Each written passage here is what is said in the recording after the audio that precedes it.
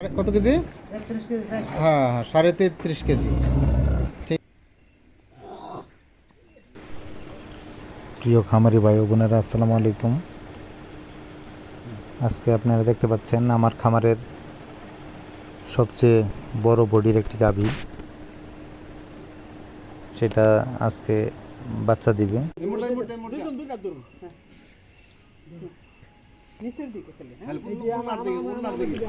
দেখতে পাচ্ছেন গাভীটাকে রশি দিয়ে বেঁধে শোয়ানো হয়েছে। গাভীটা আসলে দাঁড়ানো থেকে শুতে চাচ্ছিল না এবং ছোটাছুটি করছিল, এজন্য খাড়ার ওপর ডেলিভারি করলাম না। ডাক্তার এনে রশি দিয়ে বেঁধে ডেলিভারি করলাম। বাচ্চাটা দেখতে পাচ্ছেন বের হয়েছে।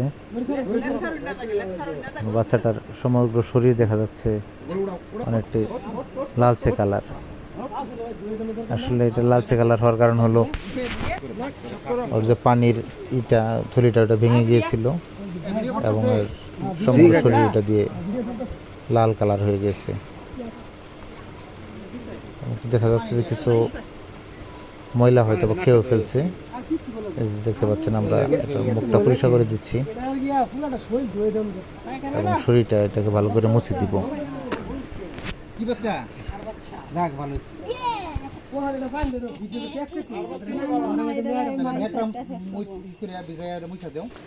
ষাঁড় বাচ্চা হয়েছে।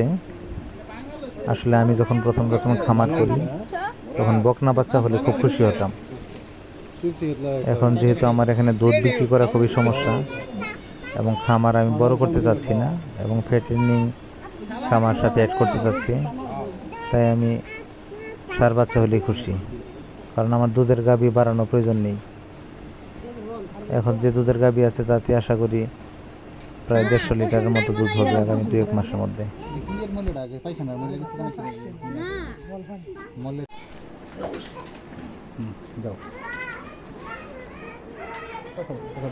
এখন গাভীটাকে কুসুম গরম পানি খাওয়াবো এবং এর সাথে ইউটো কেয়ার খাওয়াচ্ছি, বা ইউটোনিক বা ইউটো ফ্রেশ যেটাই বলেন, এর নামে এক এক কোম্পানির নামে আছে, এটা দিচ্ছি।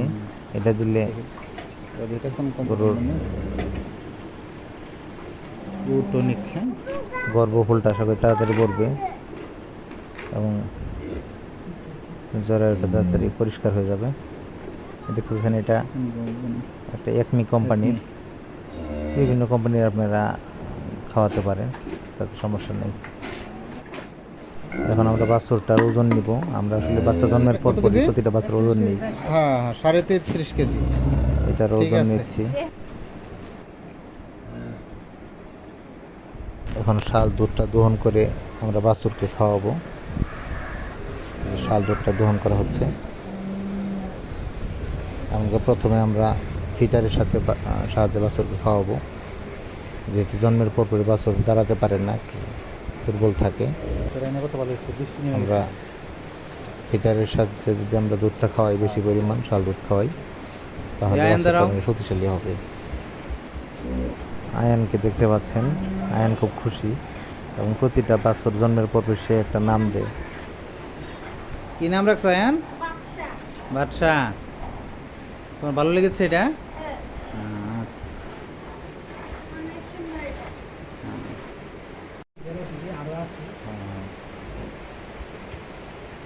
আপনারা চেষ্টা করবেন সমস্ত শাল দুধ একবারে না টেনে আস্তে আস্তে টানতে, 2 বা 3 বারে টানবেন। আমাদের দেখতে পাচ্ছেন 1 বালতি পুরোটা ভরে গেছে এবং এখানে প্রায় 10 লিটার হবে। শাল দুধের ওজনটা বেশি হয়।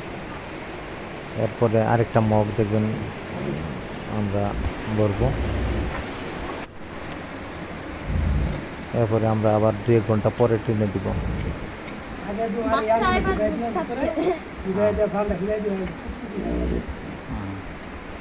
ভালো থাকবেন। ধন্যবাদ সকলকে। আসসালামু আলাইকুম।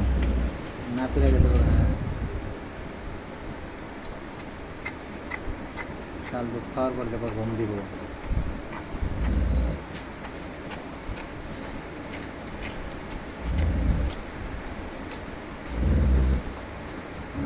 অতি অল্প সময় গায়ে ফেলায় না।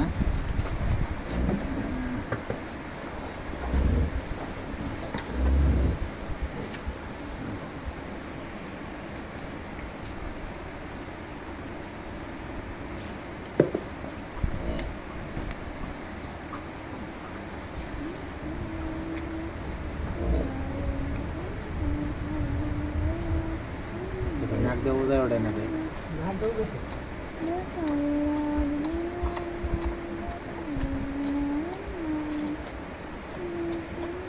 কটা খাইছে? 3টা খাইছে না?